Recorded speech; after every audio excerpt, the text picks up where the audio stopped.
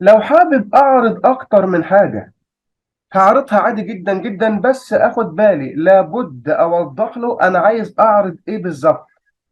مثلا في الحاله اللي قدامي دي انا بقول له اس ما بين كيرل براكت وبعدها اي ام، وبعد كده دي ما بين كيرل براكت وبقول له ييرز اولد، بعد كده اخلص السترنج واقوم قايل له دوت وادي له سترنج تاني ماي نيم از وبدي له فاليو اللي هي 50. ده معناه ايه؟ ده معناها بقول له انت هتعرض لي هنا اس. يعني ايه اس؟ يعني هتعرض لي سترنج، هتعرض لي سترنج وبعدها هتكتب لي كلمة اي ام، وبعدها هتعرض لي ديسيمال. يبقى الاول هتعرض لي سترنج وتكتب كلمة اي ام زي ما هي، وبعد كده تعرض لي حاجة ايه ديسيمال، وبعد كده تكتب لي years old. هيروح يبص على الدالة فورمات، هيلاقي الانبوت الاول سترينج والانبوت الثاني هو عباره عن الفاليو اللي هي الايه الديسيمال. هيقوم ماسك السترينج حطه مكان الاس، وماسك القيمه الديسيمال حاططها مكان الايه حاططها مكان الدي. لو قلت له رن هلاقيه بيقول لي ايه؟ ماي نيم از خليل، اي ام 50 years old. يبقى لو انا عايز اعرض اكتر من حاجه لابد اوضح له ايه الحاجه اللي انا عايز اعرضها. عايز اعرض سترينج اقول له اس، عايز اعرض حاجه ديسيمال اقول له ايه؟ اقول له دي. وهو لما يروح يشوف الاس هيشيلها ويحط السترينج، ولما يشوف الدي هيشيلها ويحط الايه؟ هيشيلها ويحط الحاجه الديسيمال.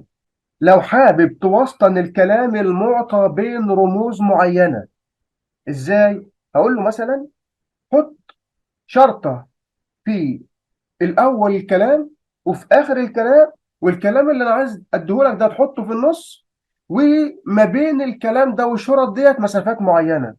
يبقى انت مثلا عايز تقول له حط الشرطه بالشكل ده وروح اعمل لي او احجز لي 31 حرف بيتضمنوا الشرطه الرئيسيه اللي انا مديها لك دي في الاول وفي الاخر، وكلمة خليل وتحطها لي في النص والفراغات اللي ما بينهم. وبالتالي لما تقول له رن هيقوم قايل لك كلمة خليل هي في النص زي ما انت عايز، وانا حاجز لك اصلا 31 كاركتر، وفي الاول وفي الاخر كاتب لك كلمة ايكوال ايكوال زي ما انت عايز، وخليل موسطنها في النص زي ما انت عايز، والمساحة الكلية اللي انا حاجزها 31 ايه 31 حرف.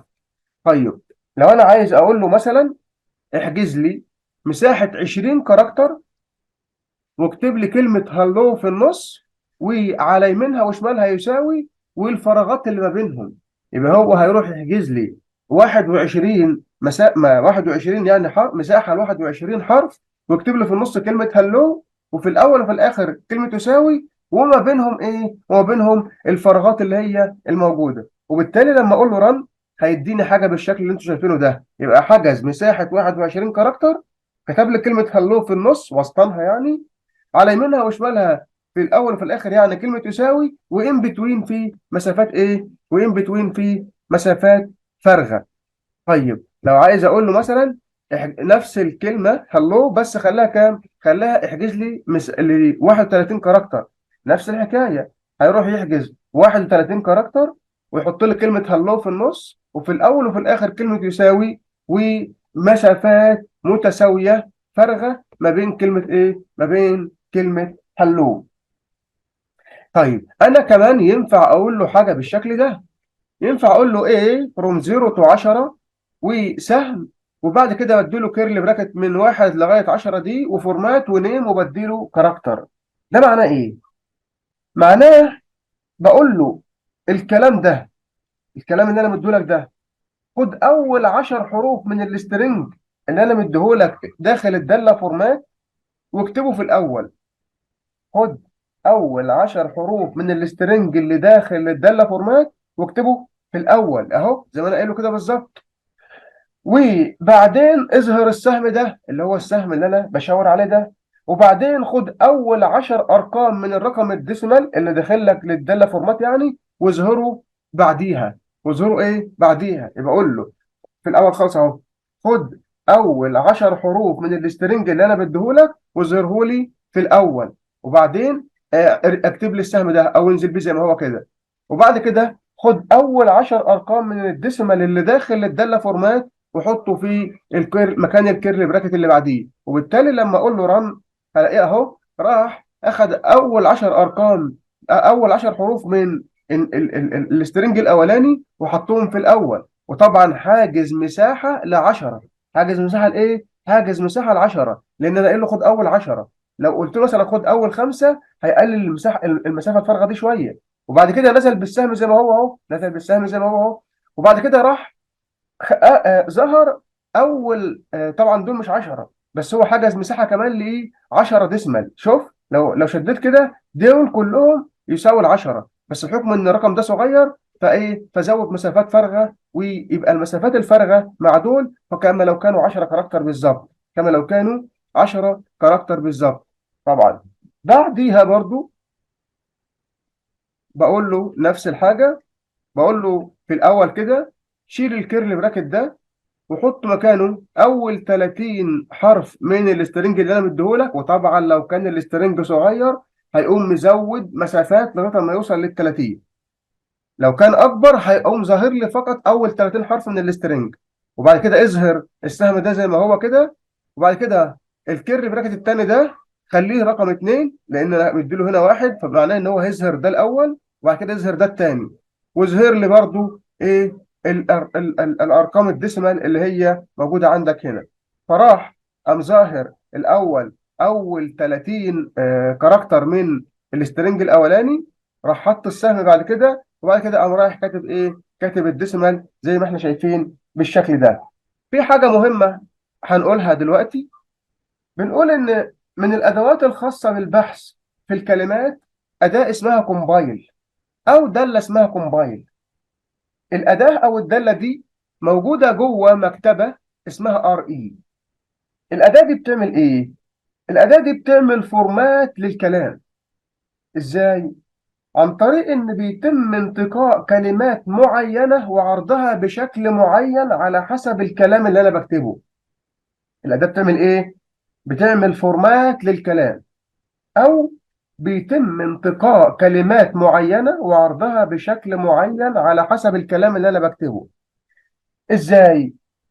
لما اقول له مثلا import ار اي بحكم ان انا هستخدم منها دالة اسمها combine، واقوم قايل له حاجة بالشكل ده، نبص كويس قوي قوي على الكلام المكتوب ده، وقمت رايح كاتب له تكست فيه السترنج اللي فيه مجموعه الايميلز اللي انا ببصيها له. وبعد كده بقول له ايميل دوت فايند اول وببصي له التكست. ده معناه ايه؟